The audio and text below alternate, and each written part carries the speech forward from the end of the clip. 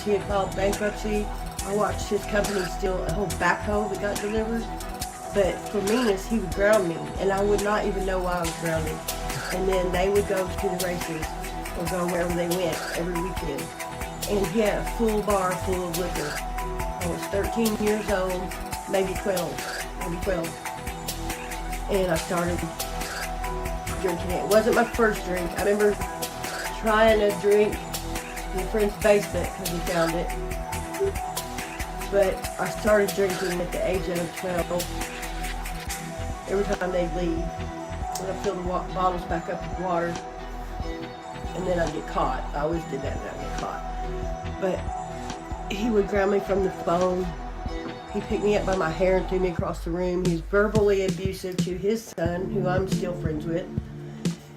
And I woke up one night in the middle of the night, and he was standing over my bed in the dark. Now, I'm not the child that anybody could.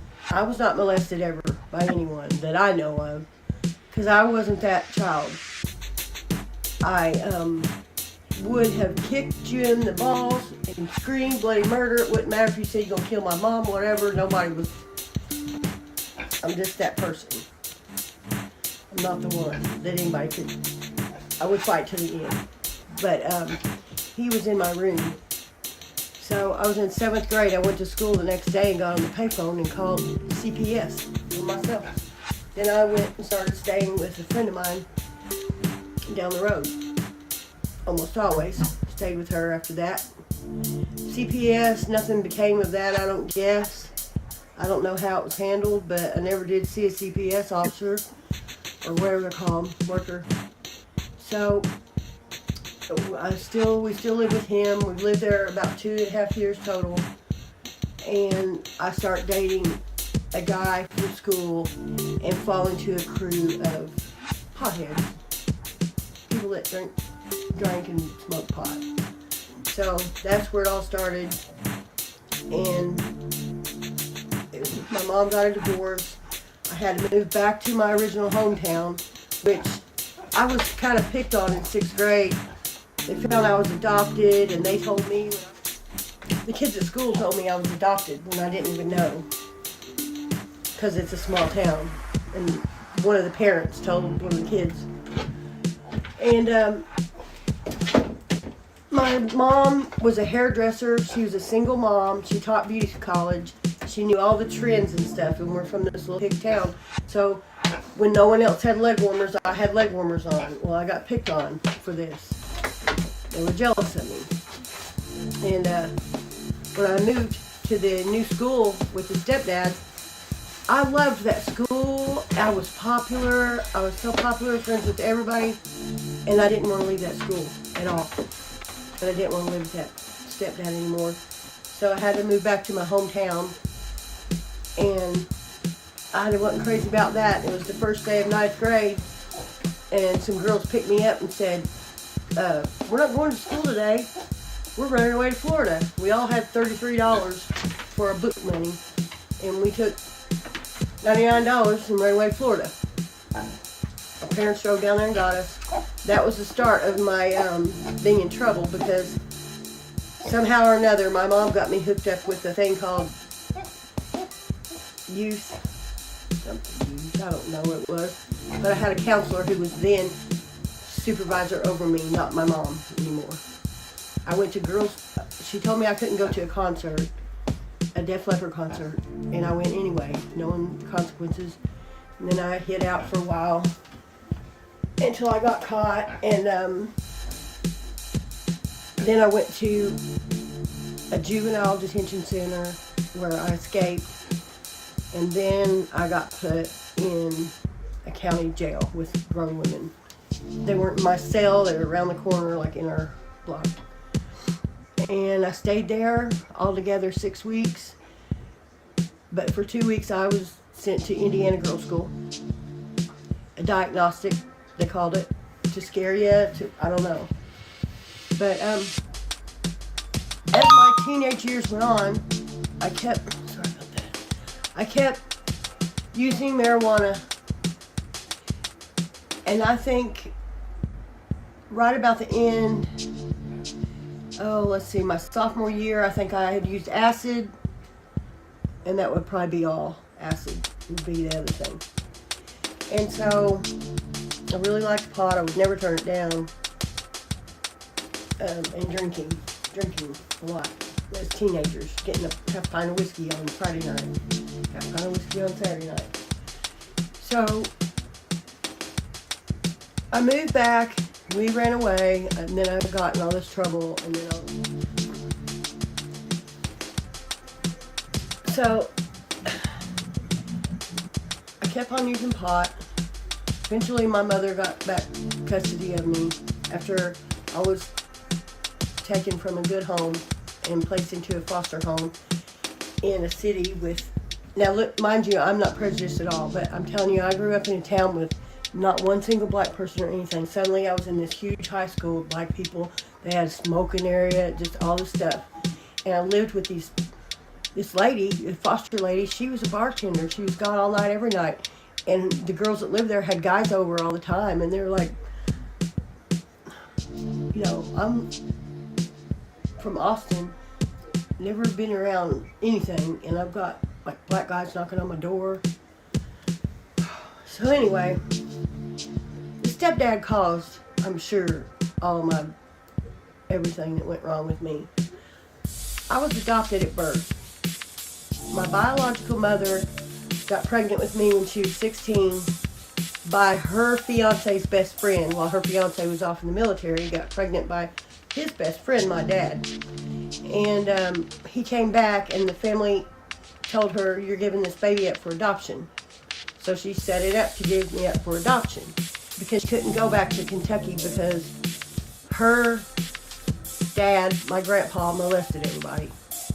And that's why she had left and gotten up here and got away with it when she was 16. Well, I was adopted at birth by Phyllis and James, and it's him that I got this property and house from. And I didn't have my dad that adopted me wasn't in my life from when I was 2 till when I was like 13 or 14. And he came back into my life. But now, I was 14, 15 years old, and he was taking me to the bar.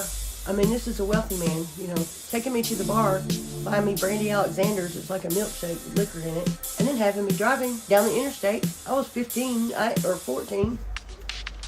And then I would go over to his house, and he bought me a car, a little Fiero, Pontiac Fiero. Me and my friends would go to his house because he'd let us drink all the beer we wanted to drink while we was there, and then let us drive home and give me money every time. Because of being adopted, I spent my teenage years dreaming of someone that looked like me. Because the main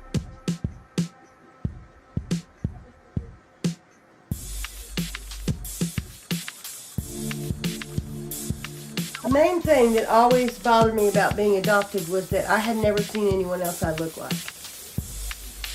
I spent my teenage years daydreaming that I got pregnant. I spent my adolescent years daydreaming that I had a baby.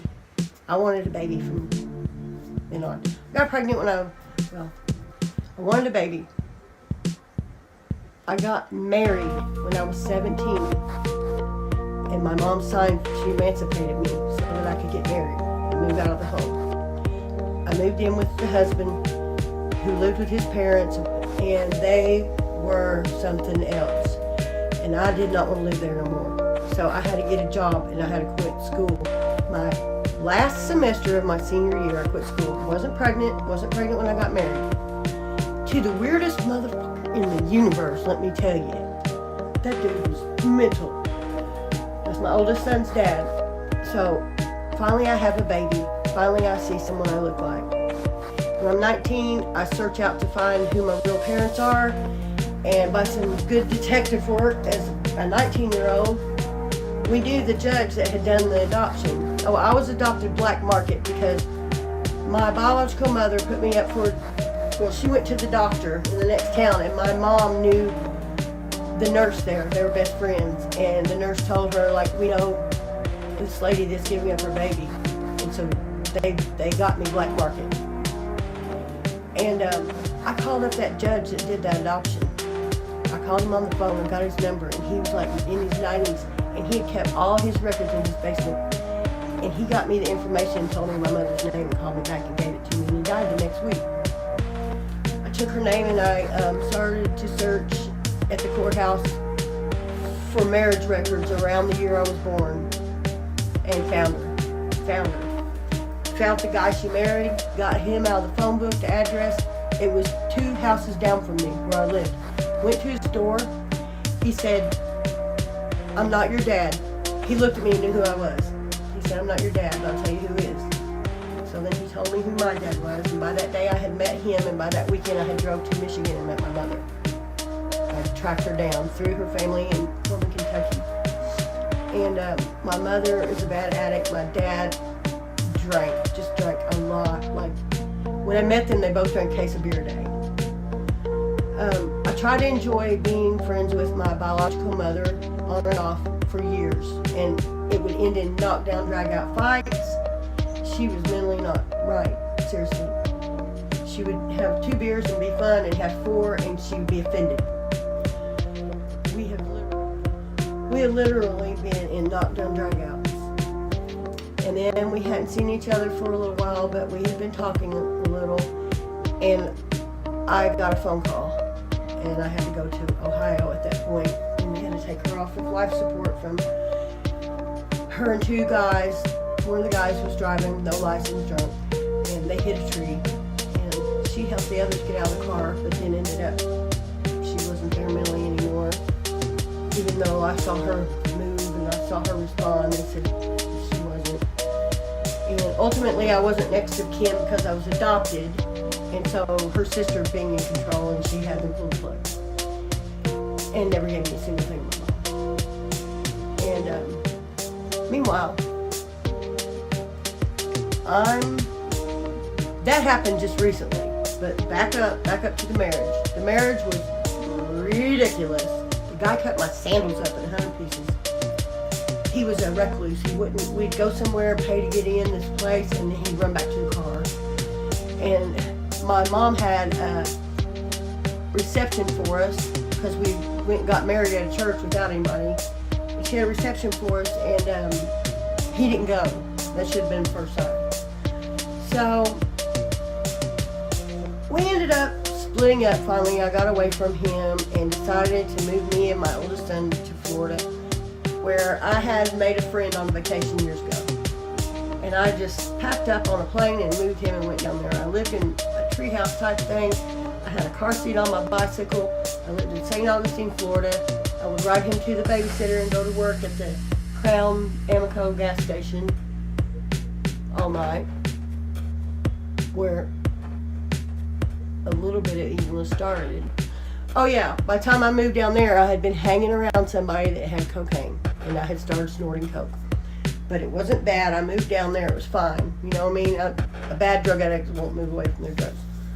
He ended up boxing some up in a bracelet and sending it to me with my mom when my mom came to visit me. But I ended up meeting someone down there, another loser. I got pregnant. I had trouble with my pregnancy, and I moved home. And that is my middle son. His dad came up there and lived a little while, and then went back. Blah, blah. Another mistake as far as the guy goes. So then I meet another guy in the Walmart parking lot where he's stalking out women and married, and I never knew he was married for months. And he was married for 10 years, and she was pregnant, and he was leading on this life where he was trying to go out and meet other women and not killing them.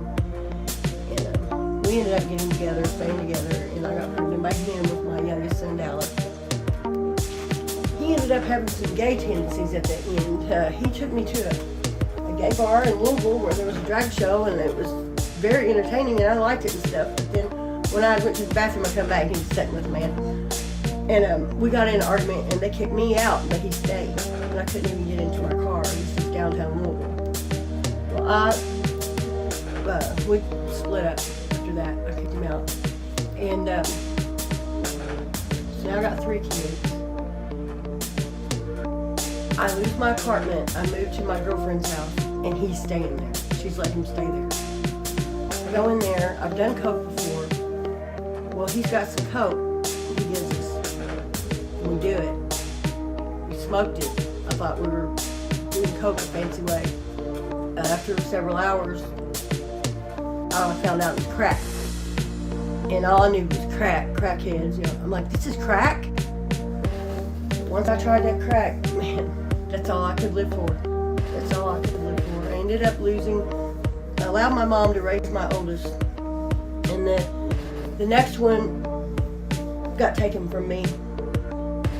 Not for getting in trouble, raising my kids or anything bad happened to my kids. It was a couple that she worked at the Y and was the daycare where my son went. All through everything I've told you, I kept a job, a factory job, all this. She babysat him and they fell in love with him, and her niece was a friend of mine, so I knew the family. So they would watch Taylor. They watched Taylor when I gave birth to Dallas. And then I ended up moving to Vincennes where my real mom lives, and that's about 2 hours away, 3. And he stayed here one weekend, and when I came back to get him, I had a non-insurance accident a while back. And I had a warrant for my arrest for it. I didn't know it. And they said, if you try to take this child, we're going to call the police, you'll be arrested. Had I known what I know now, that was just a misdemeanor, I would have went along with it. And I had to leave him standing there crying for me. And from there I moved to North Carolina where the crack was abundant. Me and this guy I got with. His family lived down there, but he left me and my youngest. I had my youngest son Dallas with me. He left us there. We became homeless. We lived with some black people that were very good to me. I mean, with an outhouse and fixing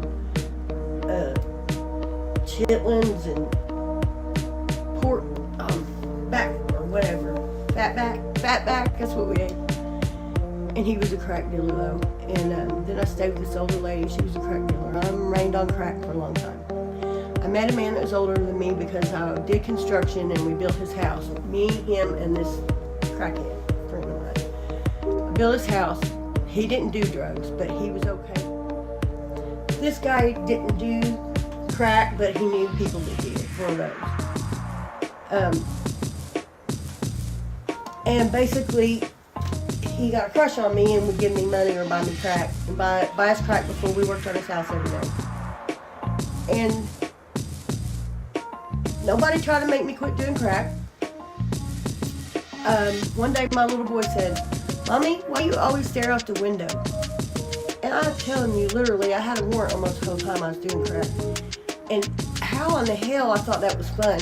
I'd be up on the house, building the house, and smoke crack at lunch, and be paranoid to walk the top of the house and go under the house and hide and look out the window. And my son asked me why I was always doing that, and I said, I am tired of feeling like that. And I laid that shit down and then picked it back up again. Crack. I went to the doctor, got put on like 3 different, it was Vexor, Paxil, and another one. And I went to beauty school and did wonderful. I graduated midterm, made perfect grades. I still smoked pot and drank a few beers at night, was it, for a long time. And my husband would get drunk at night. We would get drunk and we would fight. And he's the best man in the world still today, in the daytime. But at nighttime, he even shot one time and it ricocheted and went through my car window, right through my hair, and busted out my back window. So we left there. I worked at Fantastic Sam's for a long time, me and my son, down near Raleigh, North Carolina. And I started talking on Facebook to the boyfriend that I had gotten when I lived with the stepdad that I had gotten. It was my first, you know, and everything. And I hadn't talked to him in 30 years, or I don't know what it was, 20 years. And we got together, we visited each other once, and then I moved home to Indiana. He was on probation and clean and everything. He got off probation, and first I had gotten on bath salts before he got probation. Not on bath salts, they were selling them here. It was called Radiant, and I was so hooked on it. When they quit making it, I tried to order the ingredients from overseas and make it. I was smoking it in light bulbs in my bathroom at home. My kids all lived there. I had my youngest and my middle son living there then, and that stuff stunk. I had black on my face. I mean, I would look out the window all day long, and then they'd get home, I'd have to act like I'd been to work. So So, good thing they quit making it, but as soon as that was gone, we started doing a little bit of meth. And next thing I knew, he was trying to hustle just little bits in order to get ours free because we couldn't afford meth. And I thought he sucked at it, and he was abusive. After this person, Mike, got back on drugs again, he hadn't been on drugs in 6 years, he became abusive, very abusive. And I had met a friend, I had a barbershop, and I had met a friend who didn't have any family and told me he would get me a place to live and I would never have to leave there. And his name was Ray. And it just so happened the place where I went to meet my biological father was like a factory, and their houses in the back is where he lived. He had built a house, and that whole land was foreclosed and for sale. He hadn't lived there many years. But I ended up getting this big chunk, 4 acres of it, with the pond. I've had videos on there where we went back over to the pond and the double wide trailer. And I got that, and I lived there 12 years, and I thought he sucked at dope dealing, so I started doing it. And I sold drugs. I sure did. I got arrested the first time. After just probably a year or two, I got arrested. I've been arrested 17 times for it.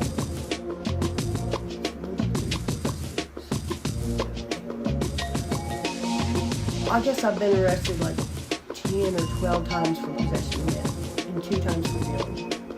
One was dropped, but this one's stuck on my record, the one I just got.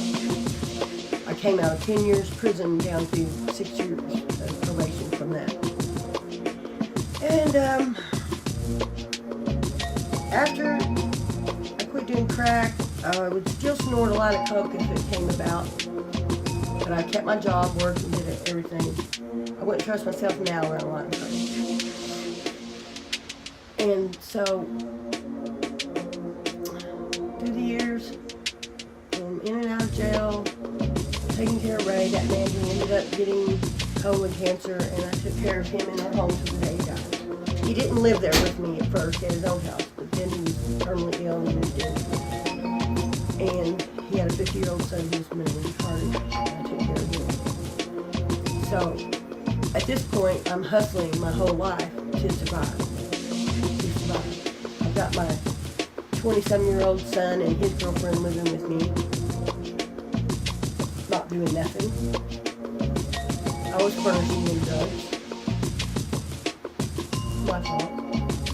I was enabling him, except he would have bouts with spice, that was terrible, heroin, Xanax, and he would do Xanax and fight everybody and beat me up. My twin grandsons were born at that time.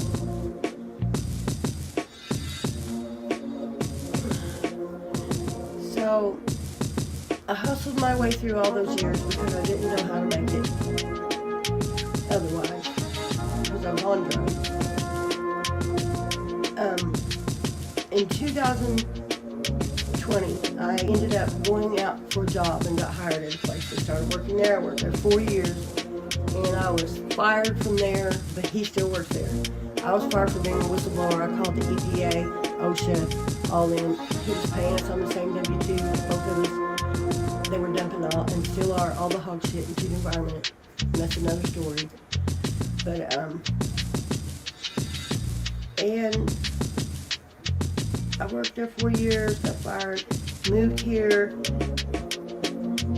just over a year ago, a year and 4 months ago. I lived here almost a year and then decided to get clean. And that's basically everything.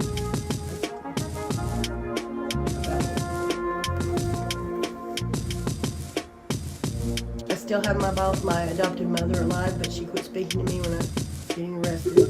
She worked at a beauty shop in town, and they had a local community channel on TV that had like radio and stuff. And they come on there and said I was Scott County's most wanted. Embarrassed her to death. I have went and seen her once. And when I get my diploma from my Matrix program, I'm graduating from Wednesday. I'm going to go back over there with it and go back to see her again. And, My dad passed away 2 weeks after letting me move in here. All this stuff is wrapped up in a will. I would have a lot of money coming to me, but I have to wait till his wife dies. And so, nothing I can do there. But that is basically my story, guys.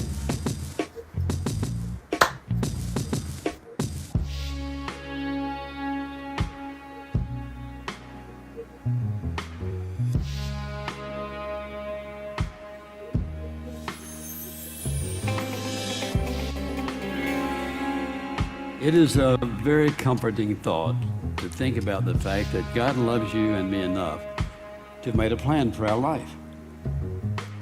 And He planned it before you and I ever existed, because He's known everything for all time.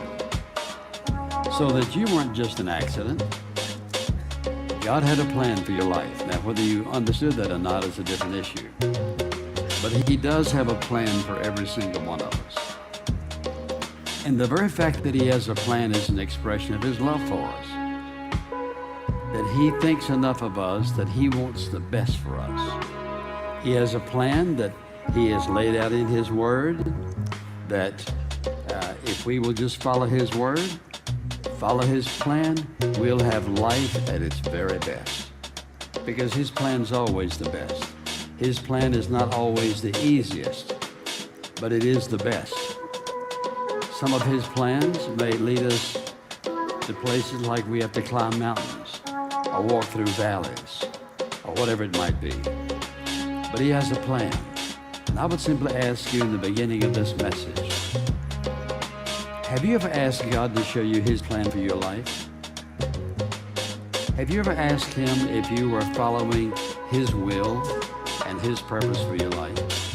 Or did you just sort of grow up thinking, I'll do what comes next, or I'll do what's the most convenient to do? If you have never asked God, show me your will for my life. What is your plan for my life? If you've never thought about it, you need to think about it now. And this is a good time in this message for you to think about it. Because God has certainly done that. He's made a plan. And the question is, if He has a plan, is He willing to guide you in that plan? And the answer is yes, because here's what He says. He says in Psalm 32, I will teach you and instruct you in the way which you should go. I will guide you with my eye upon you. Then He says in Proverbs 3, 5, and 6, trust in the Lord with all your heart. Lean not to your own understanding. In all your ways acknowledge Him, and He will make your path straight. Listen to that. If you will acknowledge Him, consider Him, open the door for Him, acknowledge that He's there, recognize Him, His power. He says He'll make your path straight if you will simply trust Him and follow His guidance and direction for your life. So that's what I want to talk about. The very idea that God would guide our life. But in order for Him to do that, there's something that people oftentimes don't think about. And that is, if He's going to be my guide, I've got to be willing to listen to what He says. God has a plan for your life. And He's continuously giving you a sense of direction. But if you're not listening, you're going to miss it. Because you see, it's one thing to be guided, it's something else to be a listener. And that's the part that I want to talk about today. And that is the fact that our responsibility is to listen to Him. Now, if you'll turn to Mark, the 4th chapter, look there for a moment. There are 3 passages here in Mark that I want you to notice, because Jesus was very conscious of the fact that whenever He spoke, He wanted people to listen to Him. And so, look, if you will, in this 4th chapter of Mark, and beginning in verse 1. He began to teach again by the sea, and such a very large crowd gathered to Him, that He got into a boat in the sea and sat down, and the whole crowd was by the sea on the land. And He was teaching them many things in parables, and was saying to them in His teaching, now watch this, and this is the way He begins. Listen to this. Behold, the sower went out to sow. So He begins His parable by saying, listen to this. And if you look at the 23rd verse of the same chapter, He said, if anyone has ears to hear, let him hear. And he was saying to them, take care what you listen to. It's not only necessary to listen, but you have to be careful what you listen to. And then look, if you will, in the 7th chapter. We stay right in Mark. Look in the 7th chapter. And look, if you will, in the 14th verse of the 7th chapter. And he begins here. After he called the crowd to him again, he began saying to them, listen to me, all of you, and understand. Because he knew that regardless of what he said, if they weren't listening, it wasn't going to do them any good. And you know what's interesting in John, for example, different other parts of the Gospels too, but in John, Jesus says, truly, truly, I say to you. 25 times, he puts two truths together. Truly, truly, I say to you, which was Jesus' way of saying, this is how important this is. This is a word of authority. This is the truth. You need this. Listen carefully. Don't miss anything I'm about to say. So he would say, truly, truly. And one of the examples of that is when Nicodemus came to Jesus by night and said to him, Jesus, we know that you're a teacher, a man from God, because we see all these miracles you're doing. Jesus said to him immediately, truly, truly, I say to you, except a man be born again, he cannot see the kingdom of God. There was no hem-hawing around about it. Truly, truly, I say to you. And I believe that Jesus is still saying that to us. Truly, truly, I say to you when he speaks to us. He wants to give us a sense of direction for our life. He wants us to understand how absolutely important what he's saying is. Think about this. Jesus never said anything that was not important. He didn't just casually come across with things. He spoke clearly. And his goal was to give direction. His goal was to lead them to make right decisions, godly decisions in their life. So when I think about how Jesus said it, truly, truly, I say to you, that is, without any question, this is a word of absolute authority. And so 25 times just in the Gospel of John alone, we see Jesus beginning a conversation like that.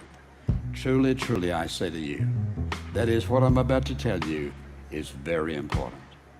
You remember when you were growing up and your mother or your dad said, sit down, I want to talk to you. Usually that meant, maybe I've done something wrong, or this is, but anyway, you realized immediately this is important. So you ask yourself the question, I wonder if God's been speaking to me and I haven't been listening. God's guidance is of no value if I'm not listening. And no one else can listen for you. There may be someone who can give you a suggestion here and there and so forth, but God doesn't speak, watch this carefully, he doesn't speak most of the time for somebody else to come tell you. But there are lots of times we hear through other people, God saying something that really applies to our hearts. But God can speak to you personally. He spoke to the Apostle Paul, but he spoke to those people whose names are not in the Bible. God speaks to those who are willing to listen. And all of us need divine guidance in our life, in every area. And he is ready and willing and committed to showing us and telling us. So when we talk about listening to God, you say, well, how does he speak? His primary way of speaking to us is through his word, the Bible. And sometimes people will say, well, how do you hold up that big old Bible? I'll tell you why. Because I'm not the authority. This is the authority. And if you're going to church somewhere that you don't see one of these, then have to be just like this one. But nobody opens a Bible. You should have questions. Why is it that the ultimate final authority is not open? Because this is the authority.